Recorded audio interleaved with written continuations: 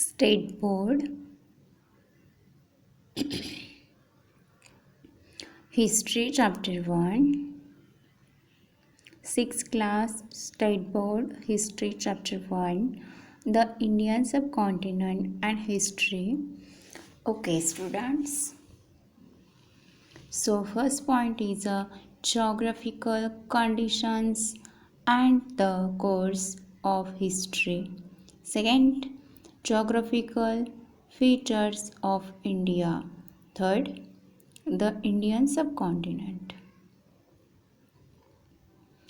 First, geographical conditions and history. In the fifth standard, we saw at some length that there is a close relationship between man and his environment. माणसांची आणि त्याचं जे काय आजूबाजूचं वातावरण आहे त्याच्यामधलं जे रिलेशन आहे ते 5वी क्लासमध्ये बघितलं. We saw how the changes in the lifestyle of the early man and his technology were related to the changes in his surrounding. जी मनुष्याची आणि वातावरणाची आणि जे काही तो गोष्टी वापरायचा या सगळ्याचे रिलेटेड जे सराउंडिंग म्हणजे त्याच्या आजूबाजूचं वातावरण कसं वेगळं होतं आणि कशा पद्धतीचं होतं आणि त्याची जीवनशैली कशी होती अर्ली व्यक्तीची मनुष्याची हे सर्व बघितलं. We also revived the history of human civilization from the Stone Age to the agricultural civilizations that flourished on the banks of rivers. Okay, students, यामध्ये आपण एक गोष्ट बघू शकतो की जे स्टोन एज होतं म्हणजेच त्याला आपण म्हणतो पाषाण युग.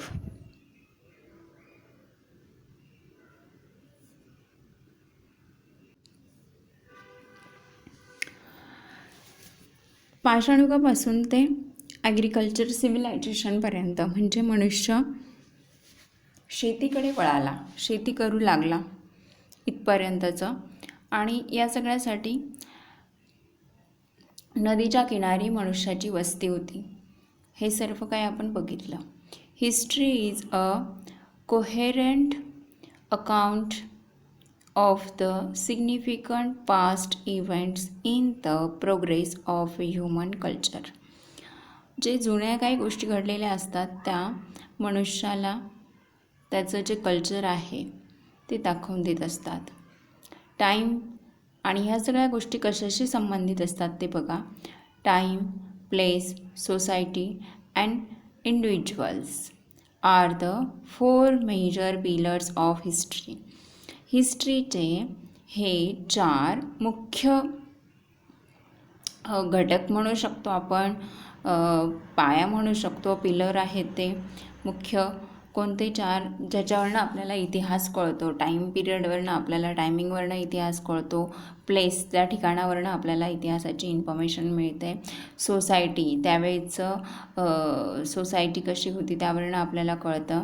नंतर इंडिव्हिज्युअल्स म्हणजे वैयक्तिक व्यक्ती कसे होते किंवा वैयक्तिक गोष्टी कशा होत्या यावरनं आपल्याला इतिहासाची म्हणजे इतिहासाचा अभ्यास करायला आपल्याला सोपं पडतं या 4 पिलर्सवरनं. Okay, we can not read history without them. या सर्वांच्या शिवाय आपण इतिहास आपण समजू नाही शकत. Okay, of these 4 components place is related to geography और जॉग्रॉफिकल कंडिशन्स.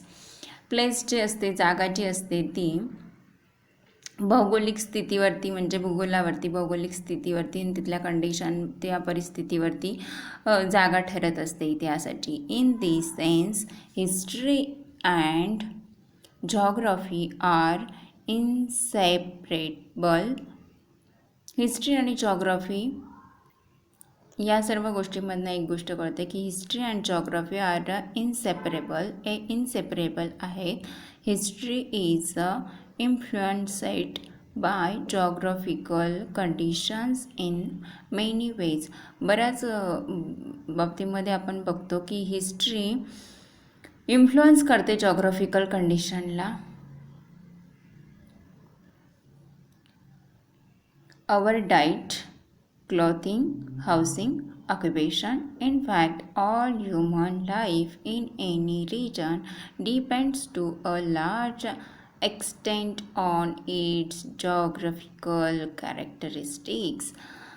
बघा, यामध्ये सगळंच दिलेलं आहे. आपलं राहणं, खाणं, आपण कपडे कोणते घालतो ते, हे सर्व काही तिथल्या जॉग्राफिकल कंडिशनवरतीच डिपेंड असतं आणि हे सगळं हिस्ट्रीला पण इफेक्ट करत असतं. For example, the life of the people in a hilly region is more strenuous than that of the people on the plains. आता आपण प्लेन जागेवर राहणारी माणसं आहोत, तसंच जे डोंगर दऱ्यांवरती राहणारी लोक आहेत, हिली एरियामध्ये जी लोक राहतात, त्यांच्या आणि आपल्या राहणीमानामध्ये सुद्धा अनेक प्रकारचे फरक आपल्याला दिसून येतात. ठीक आहे. राहण्यापासून, कपड्यांच्या, त्यांच्या आपले वेशभूषेपासून, अनेक घरांपासून, घरांची जी रचना असते तिच्यापासून ते अनेक गोष्टींमध्ये आपल्याला फरक दिसतील.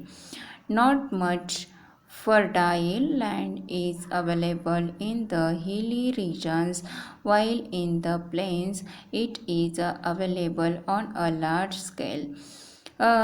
नंतर जी उगवण क्षमता असते जमिनीची, फर्टायलिटी, ती हिली एरियामध्ये आहे available, and while in the plains, तसंच ती प्लेन एरियामध्ये पण आहे जमिनीची उगवण क्षमता. Okay. That is why grains and vegetables are scarce in hilly areas. त्यामुळे दॅट इज वाय या सगळ्या गोष्टींमुळे हिली एरियामध्ये vegetable scary in hilly areas. Okay. In comparisons, people on the plains get them in a sufficient measure. Naturally, this has an impact on the diet of the people. In hilly regions, people depend more on hunting and gathering. जास्तीत जास्त जे लोक असतात ती पशुपक्ष्यांना मारून म्हणजे शिकार करतात फॉर देअर फूड, त्यांच्या खाण्यासाठी. We also find other such differences in the lifestyle of the people of the hilly regions and those of the plains. Okay. इथे घरांची आपल्याला रचना पण दिसेल बघा, वेगवेगळ्या पद्धतीची घरं.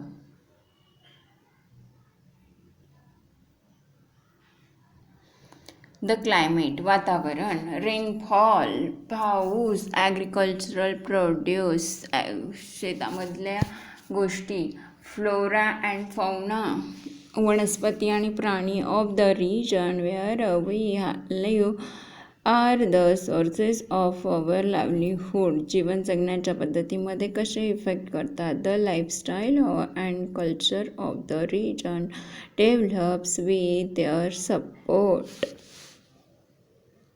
Human settlements have flourished wherever the means of living are plentiful. Over a period of time, these settlements develop further into villages and towns, but sometimes regions like the degradation of the environment, drought, invasions, its lead to the scarcity of those means. People are forced to leave their settlements, villages and towns become deserted. We see many such instances in history. Though, thus, we see that there is a very close relation between history and geography. हिस्ट्रीचं आणि जॉग्राफीचं खूप जवळचं नातं आहे. ते आपल्याला प्रत्येक बाबतीत दिसून येतंच. Okay, this point is completed. Thank you.